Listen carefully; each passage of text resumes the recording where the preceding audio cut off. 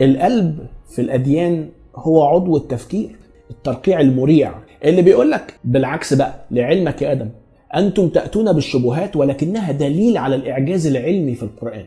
هل تعلم أن آخر الأبحاث العلمية بتؤكد على أن العقل في القلب فعلا، وأن القلب فعلا هو عضو التفكير وله ذاكرة؟ سبحان الله. والقرآن ذكر هذا من 1400 سنة قبل ما يؤكده العلم والمعرفة، وإنك تفقه الأشياء. القرآن بيقول لك إن ده بيحصل في القلوب.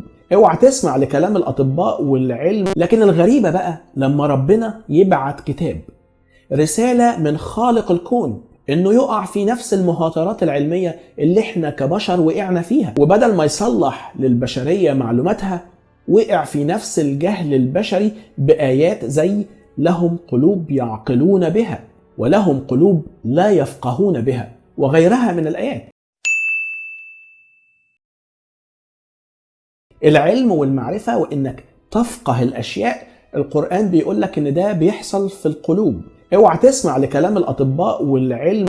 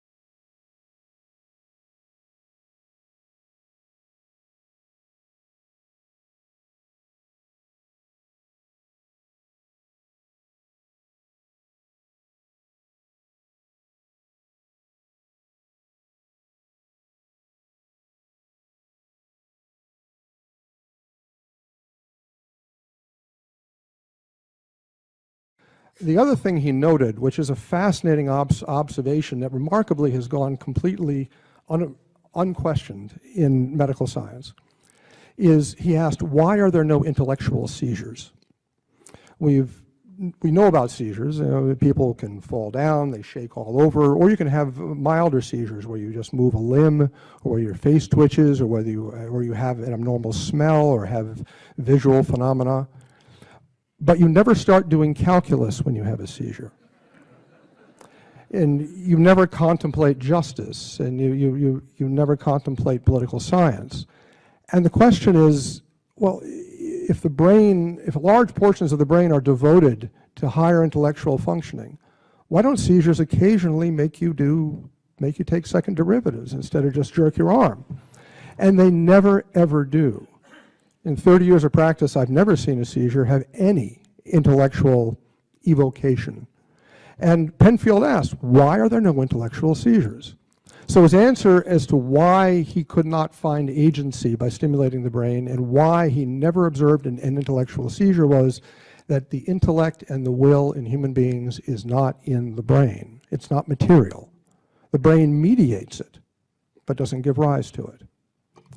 The second line of research was that of Roger Sperry, who is a Nobel laureate, was a Nobel laureate working at Caltech.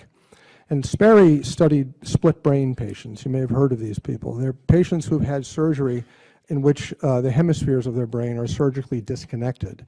We actually cut through a fiber bundle between the hemispheres so that their brain now really is two brains, essentially. There are connections deeper down, but they don't connect the hemispheres very effectively.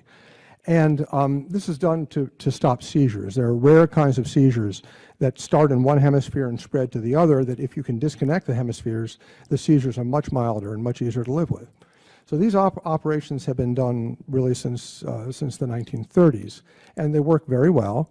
And Sperry took these patients and he studied them in detail because he wanted to ask what happens to someone's mind when you cut their brain in half. And the remarkable result of Sperry's work isn't what he won the Nobel Prize for. He won the Nobel Prize because he found a whole bunch of subtle perceptual changes, very, very interesting things. The remarkable thing was that he had to do Nobel Prize level research to find any difference at all. That is, I've known many of these patients. I've done the surgery. These are normal people. You meet them, I talk to them, their brains are cut in half, but they're still one person. They're completely unitary. They don't have two minds. They don't have two intellects or two wills. None of that. The only differences they have are subtle perceptual things. For example, the left hemisphere is usually the speech hemisphere. And if you have your brain cut in half, only something presented to your right visual field, which is the visual field that your left hemisphere sees, can you speak about. You can't speak about things in your left visual field that your right hemisphere sees, because your right hemisphere doesn't have speech. Now, what people do is they'll look and they'll cheat, even unconsciously. So there are perceptual differences, and they're differences that won Sperry a Nobel Prize for figuring out, but they're very subtle. Your intellect, your will, your sense of self is still unitary, even though your brain is split in half. So what Sperry showed, in the same way that Penfield showed, that agency and intellect in human beings is immaterial, Sperry showed that the mind is metaphysically simple. It can't be cut. You can't split the mind. But you can split the brain, but not the mind.